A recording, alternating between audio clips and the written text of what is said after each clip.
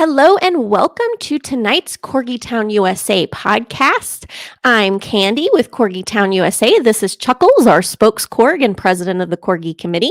Down here somewhere we have Digby, he's chair of the Corgi Committee, and Kat Cohen is our executive producer, and she couldn't be here for this episode tonight, so she will be with us in spirit, but that just lets me talk a little bit more, and I don't have to tell her to shut up. I'll do my own talking.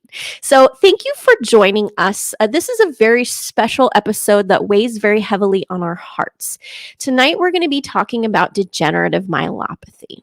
So I've had 6 corgis so far. I've been very fortunate to not have dealt with DM as of yet.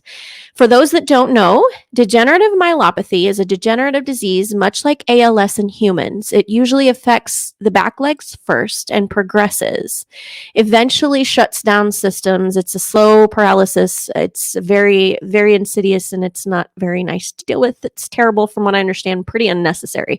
Chuckles here, his mom and dad were both non-carriers of the gene that causes DM. So we'll talk more about that in future episodes. Part of getting a puppy from a reputable breeder involves performing genetic testing so that the bloodline of the parents of the pup can be tested beforehand. However, I've rescued several. It most often presents itself later in life, from what I understand. And with rescues, you don't have that guarantee. You don't know where they come from. You don't have their background. You don't have their health tested. Hammer and Booger, my other 2 rescues, they're both 10.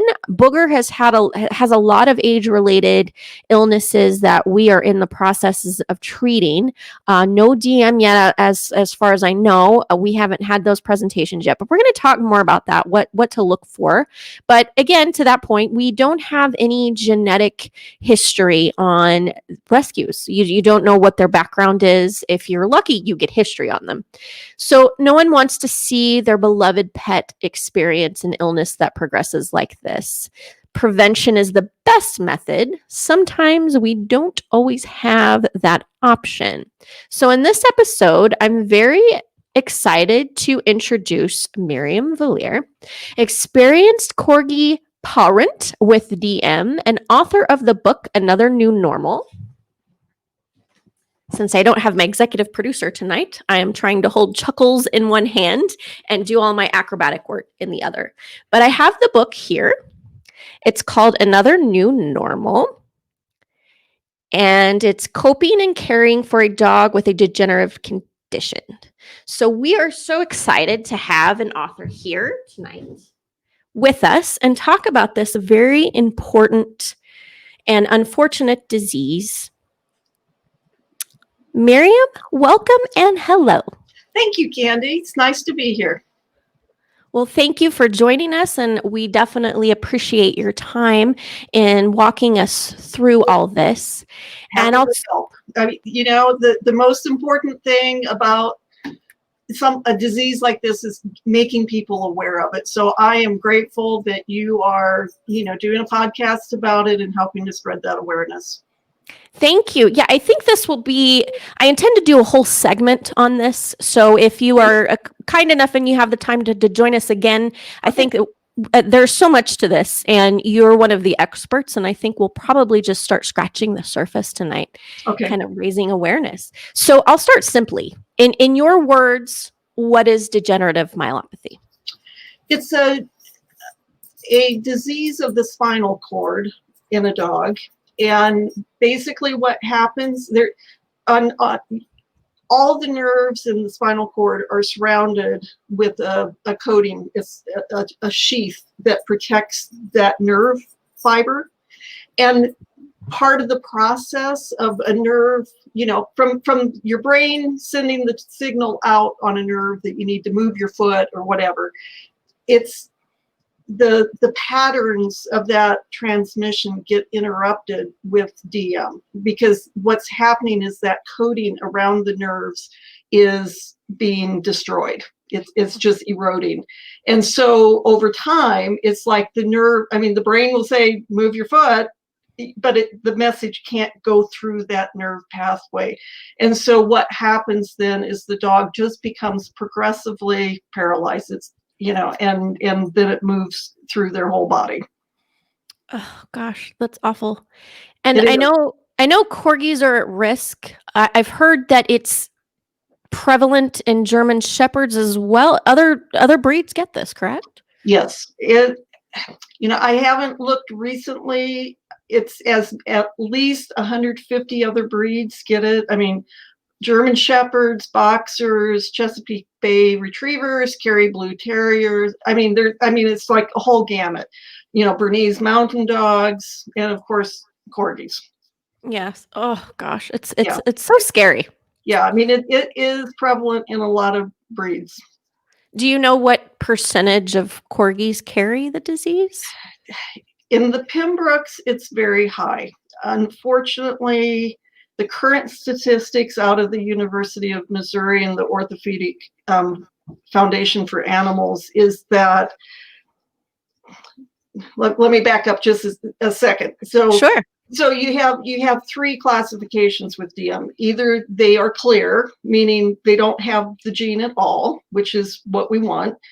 They can be a carrier where they have one copy of the gene, or they can be at risk where they have both copies.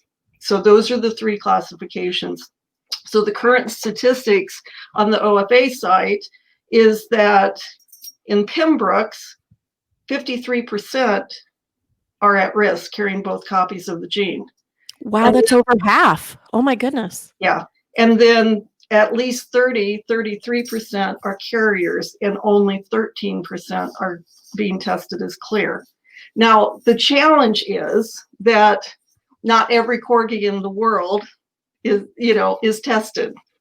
So, they are extrapolating, based on the test results they have gotten, these are the statistics. I mean, if you're only testing your dog because you are seeing symptoms, then it's possible that at risk is higher than what it actually statistically is throughout the population. But it's the best we can go on at this point, which is basically the Corgi, the Pembroke breed, has a huge, huge problem, because if you have less than 20% of your breeding stock is clear, I mean, it's like almost every corgi out there then is at least a carrier, if not at risk. That's terrifying. Those numbers are terrifying. It is. That's much higher than I was aware. Yeah, and the numbers are very different for cardigans. I mean, it's extremely low. They only, on the OFA site, and if you're not familiar with it, that's the Orthopedic Foundation for Animals, where they working in conjunction with UC Davis and the University of Missouri, they are the genetic repository for canines. And so not just for DM, all of the genetic diseases, they maintain those databases. So it's a wonderful resource, to be able to go to their site and look up. I mean, you can go and look up if you know the parents of your dog, if it came from a respectable breeder and you've got that lineage, if they've been tested through any of their programs, you can find that information. So, it really is an excellent resource. But, the cardigans, compared to our lovely, Pimmies, at risk is only 17%. And, clears are at 48%. So it's like they have a much different ratio. But it is what it is. But that's why we have to get the word out about Pembrokes, especially because it is a huge, huge problem. Well, especially with the growing popularity of the breed. Right. And you know what? And I suspect that's a huge reason why it's such a problem, because they've been so popular. Overbreeding. Yeah. Yeah. Which means the puppy mills and the backyard breeders, all of the people that, it's just like, hey, I can make so much money making puppies, and they just, and sometimes just short-sighted, I'm sure. I mean, I'm sure there's also that subset. You have that percentage of people that say, oh, I love my corgi, so cute, I think I want puppies, and they breed, and they just don't know. Right. They don't have that information. Well, and here's the thing, I'm certainly not an expert on breeding by in fact, I mean, I've never even been concerned about having a purebred dog of any kind. It just kind of happened that I got these Corgis because, as I mentioned before the call started, because my daughter had rescued Zeke and Sassy and then couldn't keep them when she went through a divorce. And so I took the dogs on, not knowing anything about Corgis. And, and all of a sudden it's like I'm just kind of immersed in this whole world of Corgi and, and the breeders and, And vacuuming and vacuuming and vacuuming. Well, And there's that too. So, but, I mean, it's what I have seen so frequently, when I'm on on Facebook, if I'm on my local Corgi group, here in Utah. I mean, so often I will see people say something like, hey, I've got this cute female and I really want to breed her and she's AKC. Wow. As if the AKC registration means that it's a quality dog. And it doesn't. It just means that the dog's parents were registered. Yeah. Right? And people don't know. And that's right. And I will grant a little bit of grace here to it's not always out of malice. It's just not knowing. Right. And I don't except for the puppy mills who just really don't care. I mean, I think the people who do backyard breeding for the most part just don't understand what goes into it. And they think because they have a registered dog, then that means it's a great dog. And it may be, but it may have all sorts of genetic issues that should not be, passed on. And, and that's the challenge, a breeder should always be focused on how do I improve the breed? Yeah, and the good ones do, and that's absolutely. A lot of good ones out there who are testing for DM and the other genetic diseases and working to eradicate it. And I'm thrilled. And then there's breeders out there that are like, yeah, it's not that big of a deal, So it's well, and we're a pro rescue here. I've had, and you talk about my first Corgi, and I love that your story is about Sassy. My first Corgi, his name was Lilo. His parents were show Corgis, and his mom's name was Sassy. Oh, okay. His parents were Sassy and Bruno. So, and Lilo was my heart dog. I had him for 15 beautiful years. Wow. And he had a lot of allergies and the sensitive tummy that you see a lot in Corgis. But other than that, I was very blessed because he was a happy, healthy boy. Good. Right up till the end. But at that time, I was only 23. I'm going to date myself here, but that was 16 years ago, and we didn't know about genetic testing. And the breeder that I got him from, she was on the show circuit, so she bred her show dogs. But I don't know that she would be on the same caliber as some of the breeders now. Right. And I've rescued 4 since.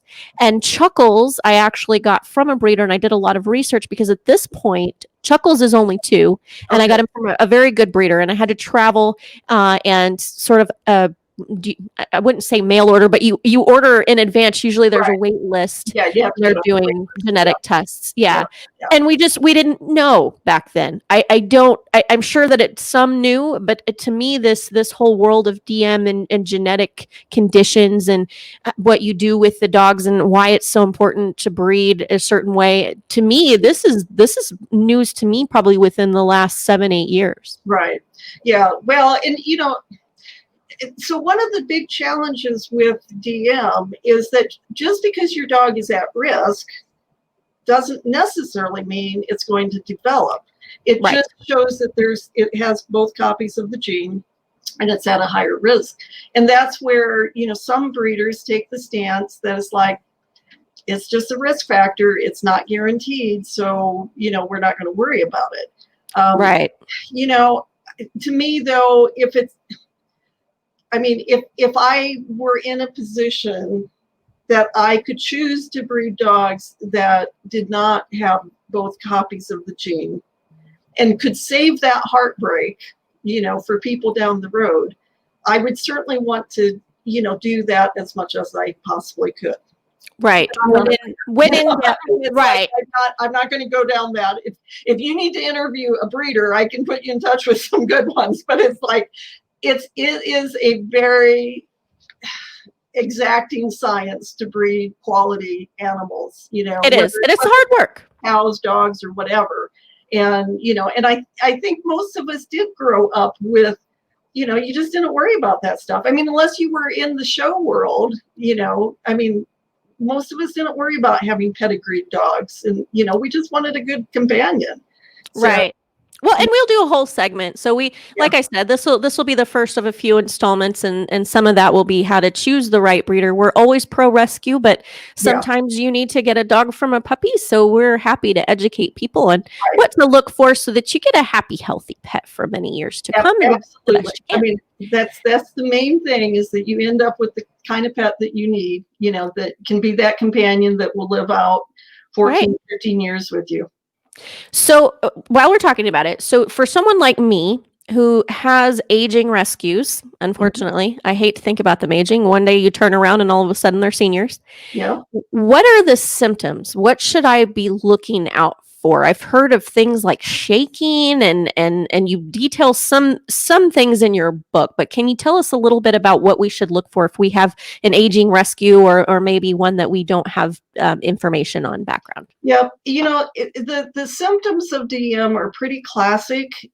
And if you have these symptoms, it doesn't necessarily mean DM. It could be another neurological, so that's why you have to do some legwork with your vet to eliminate.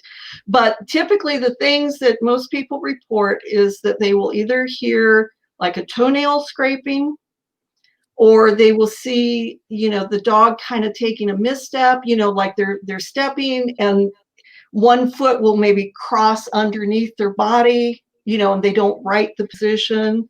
That's referred to as ataxia. There's just kind of this, I mean, the beginning symptoms are extremely subtle, and it's really easy to, just kind of blow it off as, oh, they just took a misstep. Well, dogs really don't do that much, I mean, if you're really honest about it, your dog really doesn't take missteps, and they don't drag their paw. And, because when you hear that toenail scruffing, what's literally happening is that the paw is not, as they move, that paw should, right itself, but it's dragging just slightly, and they're not flipping that paw back into position. So then, I mean, and so that becomes kind of a diagnostic, it's referred to as knuckling. They will reach a point fairly quickly after you start to, see some of those initial things, where if you turn their paw upside down, a healthy, normal dog with normal neurological response is going to immediately place that paw correctly. Especially a Corgi, because they don't like it when you mess with their paws. Yeah, exactly. But with the DM dog, it's just like you flip their paw upside down, and they can stand there for a couple minutes before they realize it's in the wrong place. So, and then from there it just gets worse and worse. I mean, those are the very, very beginning symptoms. So dragging, flipping, ataxia, how is it diagnosed? So let's say that unfortunately you come across where you have some of these presentations. How do they end up diagnosing it as DM? I know Hammer has, when I rescued Hammer, he has very, very bad hips, and you can tell that that's from bad breeding. Just over, if they don't do it correctly, you wind up with hips that also degenerate and spines that degenerate. And Hammer has had the hip dysplasia surgery, and we do aquatherapy with him. So we do swimming with him. But I've always wondered with him, how am I to know if he starts having symptoms? We're always looking out for his hips because it's been an ongoing problem. Right. And that is a challenge, because DM presents in older dogs. I mean, I don't know that I've ever heard of a Corgi younger than 9 or 10, maybe 8 at the very earliest, would exhibit those symptoms. But it's typically 10 to 12, kind of that range that you typically will have them. Senior years. Yeah, the senior years, which, of course, they could be having arthritis and other things. And the challenge, the biggest challenge, I think, with DM right now in terms of, diagnosing it, is we can't. it becomes a process of elimination, basically. The only way that you can clinically diagnose DEM is after the dog has been euthanized and they examine the spinal cord under the microscope, because then they can see that myelin sheath has been destroyed, so they can see the clinical signs of that happening. But while the dog is still living, we don't have it. I mean, we can do the DNA test to show what the risk factor is, but that doesn't guarantee that it is DM. So it becomes a presumptive diagnosis after they've ruled out everything else that it could be. That's a tough way to go about anything. It is. So, so the things that are always recommended that you do is, at first, get x-rays of the dog's back and hips to make sure that there's not arthritis. If you live in a community that has, specialty, vets where you can get in for a neurological exam, at that level, your regular, it's kind of the difference of going to your general practitioner doctor, and going to an orthopedic or a neurologist, Right. So, a general vet can do the x-rays, but they can't really do much more than that. A lot of people will go the route of doing an MRI to rule out that there's, a disc issue or that there's a spinal tumor, because things like that can create the same kind of symptoms. Right. So if you've ruled out everything that, would be a reasonable reason for them to be, moving this way, then you get a presumptive diagnosis of DM. And honestly, having gone through DM with Sassy, when I see, people posting videos of their dog, it's just like they've got DM. I can't say 100%, but you know what to look out for. When you go through it once, or for people I know who've gone through it 2 or 3 times with their dogs, it's just like, it just, you just see it and you just like, yeah, that sure looks like DM. So bless their little paws. I know. Yeah. So I guess my next question is that's the only way? There's no preventative way. There's no way to prevent it if it's other than at breeding when you can do the genetic testing. Right. So if you do have a pet that's afflicted with DM, how do you keep them active? Well, the good news is they don't really know that they can't move like they used to. Until it gets really advanced, their desire to be active stays strong. You mentioned that you were doing hydrotherapy with one of your dogs. That is an excellent rehab and rehab's the wrong word, because that implies that you're doing something to improve the condition. With DM dogs, doing hydrotherapy just helps maintain their muscle mass so that they can stay active longer. So keeping them active, it's like, luckily we live in an age where there's a lot of assistive devices now for dogs. We've got, different kinds of harnesses that we can lift their back ends up with, and help them walk. We've got, the little carts that we can put them in. So there's a lot of things we can do to keep them moving. And, and they can still have a good quality of life, for, until it starts to reach into their front legs. At that point, then it's, it becomes much more challenging for them to move, but they still enjoy going out in a stroller, so it's just, with Sassy, once she got to a point where she couldn't use her wheelchair anymore, I used a wagon for a while, then I switched over to a stroller so she could lie down and be more comfortable. And, we did another year of activity, walking the other dogs, and I had her in her, her stroller, and she looked around and, she loved it. So, she still got to go out and be with the pack and get the smells. And I love that. Yeah. And I do have a set of wheels. I got them when Lilo was aging because he didn't have DM, but he did have pretty pretty bad arthritis towards the Mhm. end. And he didn't like his wheels, so I know that's a whole process. So we'll do a whole other episode on that, Right. on ways to do that. But I've just started to read your book, and you describe your journey with Sassy. And there are definitely some tear-jerking moments. Can you tell us what it's like caring for a dog that's going into paralysis like that? You know, I think if I could did it again, I could embrace the whole journey a little bit more hopefully and not be as stressed. But with Sassy, it was just like when it hit, I was just like blindsided. I didn't know anything about DM.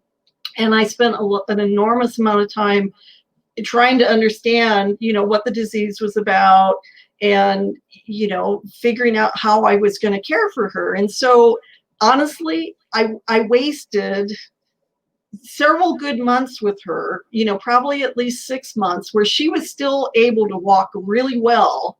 And I was so devastated by the fact that she had this. I mean, it was the anticipatory grief that goes along with this diagnosis, and which was actually why I ended up writing the book, because I just saw so many people coming into the DM communities asking the same questions and being as blindsided as I was. And I was just like, I mean, I feel so bad that I lost those months when she could still walk pretty well. I mean, she occasionally fell down, but she'd just get right back up, But as the disease progresses, you literally become a full-time caregiver for your dog. I mean, as they become paralyzed, they can't use their back leg to scratch, their ear anymore. They can't roll over, they can't. I mean, you at some point they become incontinent, and so you have to express their bowels and their bladder. I mean, it's no different than caring for, a disabled person. You become a nurse. You are a full-time hospice caregiver. I mean, and it is a hospice situation because this is a fatal disease. They are not going to get better.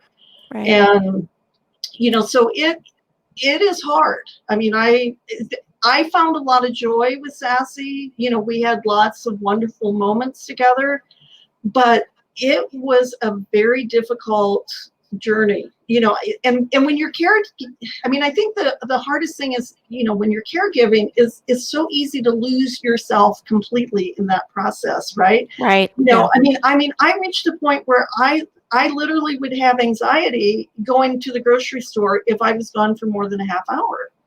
I mean, because she was there home alone. Yeah. You And I didn't was want to like, leave oh my her. God, she needs me.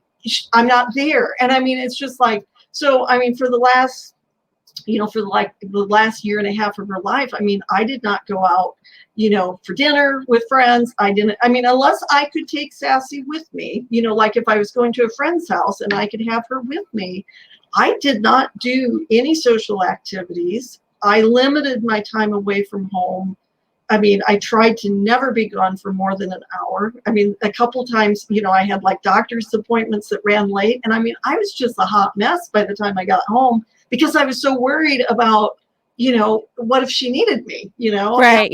Your mind is not where you are. Your mind is at home with your dog, whom you Right. cannot be with at that moment. Right. Sure. Yeah. I mean, Sure. fortunately for me, my job allowed me to work from home. So I was able to be home with her the majority of the time. I mean, I didn't have to go off, to an office someplace.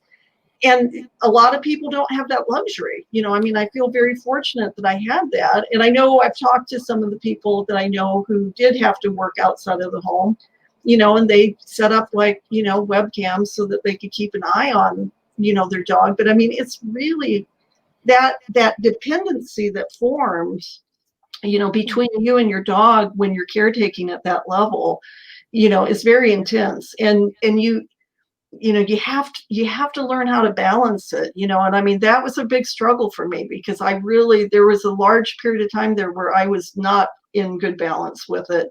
And I was just just worn out. I mean, it was Well, just I mean, how could you be? There's not really just taking care of any ailing family member, pet or person or otherwise.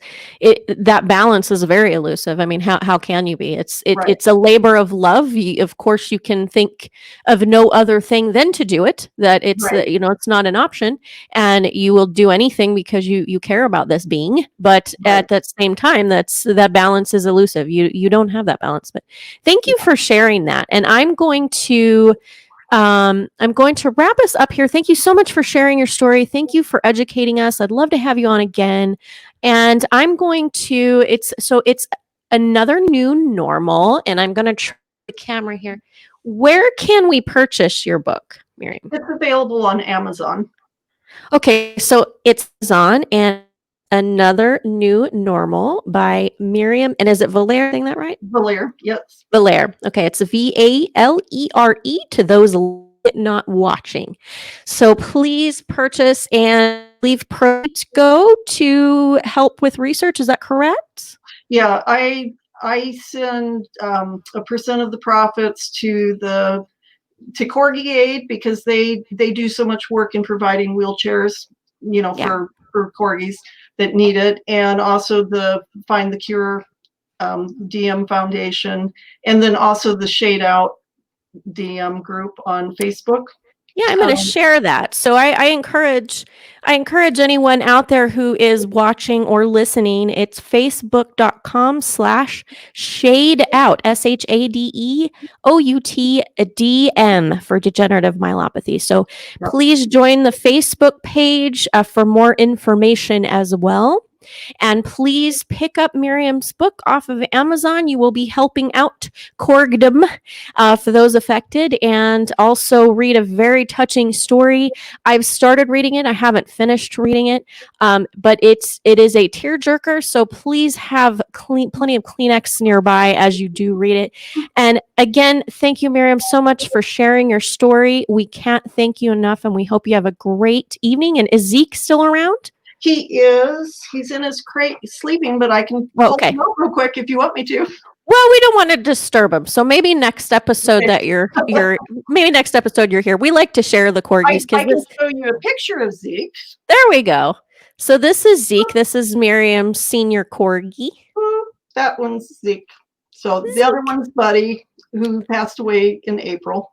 Oh, I'm sorry. Yeah, Buddy actually had DM as well, but he ended up passing from lymphoma that came on very suddenly.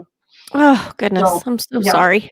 Well, yeah, I mean, it was really tough losing him so unexpectedly, but just knowing that he did have DM, I'm kind of glad that he didn't have to go through, because I took care of Sassy for 2.5 years with that, and I'm just kind of glad he didn't have to go through the full process like she did. Right. Yeah. The slow and painful is not fun for anyone. Well, and I'd like just to clarify, DM actually is not painful. That's true, but it's painful for you. It's painful for the pet parent. Yeah, it's painful for the caregiver, but the dog is not feeling any pain except for maybe secondary issues like with their shoulders from dragging themselves around so much. And I don't think dogs, with Lilo, when he let me know when it was time, they kind of get to a where they're like, this is not fun anymore. I'm not enjoying myself.